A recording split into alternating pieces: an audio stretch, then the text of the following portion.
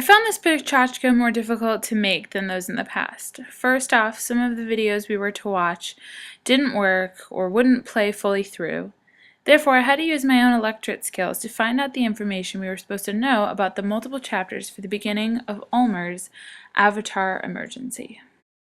When I first started reading summaries and finding more information on the book, I kept reading the title as if it was some sort of emergency, like an accident or a problem. However, as I continued to read and better understand the idea of avatar, I began to see it as the description of emergence. The concept of avataring is emerging into the electorate world. After researching the basics of Ulmer's text, I decided there were a few concepts that most stood out to me. Those included the avatar, descent, and flash reasoning. In order to understand these concepts further, since I did not have the support of the actual text of the book, I decided to do some Googling and some reasoning in order to teach myself these concepts. First off, I decided that since the avatar is central to this book, that I should attempt a deeper understanding. So after Googling the term, I found multiple explanations and correlations that helped me to create my understanding of avatar. To begin, I discovered that the origin of the word comes from Hinduism and is often translated as incarnation or manifestation. The avatar in Hinduism was the embodiment of a god, and the situation was often described as the descent of a god to earth. If I were to relate it to electricity, I would say that perhaps our avatars are our descent into the digital world. We manifest on the internet through our avatars, and we control how these avatars interact and are perceived online, almost as if we were gods manipulating them. Another definition of avatar that I came across was that of the graphical representation of the user, the avatar that people can create for themselves online. This ranged from things such as video games, to chats, to internet forums. Reading about how people use avatars to interact and discuss issues, events, products, etc.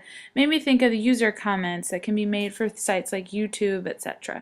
The avatar for these sites are normally thumbnail pictures that can portray something about the user behind the avatar. For example, if you try to watch a Taylor Swift music video, there are most likely a lot of commenters who both support and or potentially hate Taylor's music. However, without needing to read the comment or see the username, one can infer that this user is a fan and will be positive based on their avatar. In my opinion, this ability to interpret information about someone from their chosen avatar is what Ulmer is talking about when he describes flash reasoning. Flash reasoning stems from the idea that decisions can be made quickly through informed and deliberative practice. The image contributes to this quick and efficient reasoning, but without the time commitment required by other media. Another concept that came up in my investigation of Avatar was the idea of the alter ego, or the character. For me, this idea makes me think of video games and the ability that some games give the users to create their own character, to customize and build a personality for the avatar through which they explore another world and interact with other characters.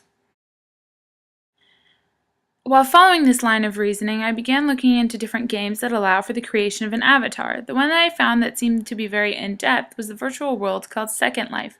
Although I've never played a game like this, or really any video game or computer game that much at all, I found it fascinating that there was one that was branded as a complete other life.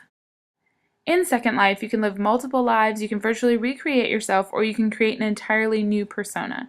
You can interact with other avatars, travel, make purchases, etc. It is also noted that Second Life can be used for research and education. In addition, companies can allow workers to virtually meet and interact. Even religious groups have utilized the virtual world. Second Life is a place where people can meet and almost live their lives, but in a virtual way. It almost seems as if we are now the Hindu gods able to descend into our new virtual forms and live out our lives through our own controlled creations. We can now become our avatar, embody the self that we ourselves create. In addition to something like Avatar and Second Life, we can control our own identity on the internet and put forth a face that we choose. For me, I attempt to maintain a certain kind of virtual presence. Through different pictures, information, posts, tweets, videos, etc. that I put forth are all put to consideration before I release them forever into digital space.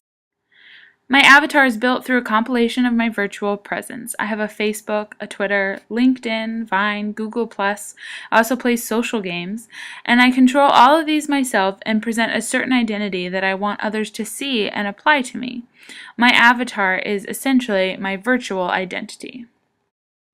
Ulmer also explains Avatar through movies such as Avatar and Michael.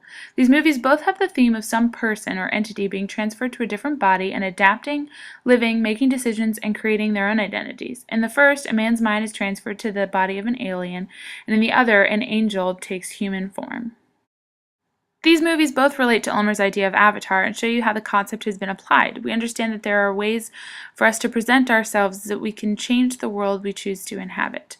For example, in Avatar, the main character learns to be one with his new world and eventually fully inhabits his alien form, making the transition to live through his avatar.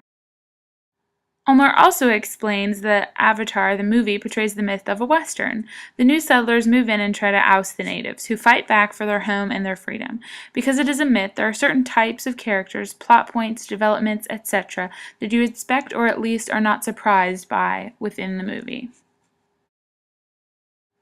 Ulmer explains that it is through this kind of reasoning, by using things like myths, that people can make quick decisions necessary for flash reason.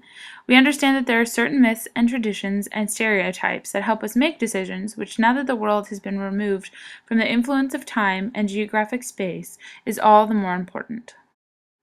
The internet is perpetual and is continuing. It doesn't need to keep track of time and isn't bound to a physical space. It requires quick thinking and reaction, which is why flash reasoning is so important now. We can make decisions through images, and our avatar is how we represent ourselves within this new, developing virtual world.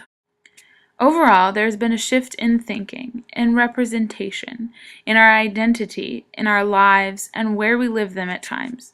We now don't have to live solely with our physical bodies, but can descend into a world that allows us to build our own identities, just as in electorate learning, we build our own education.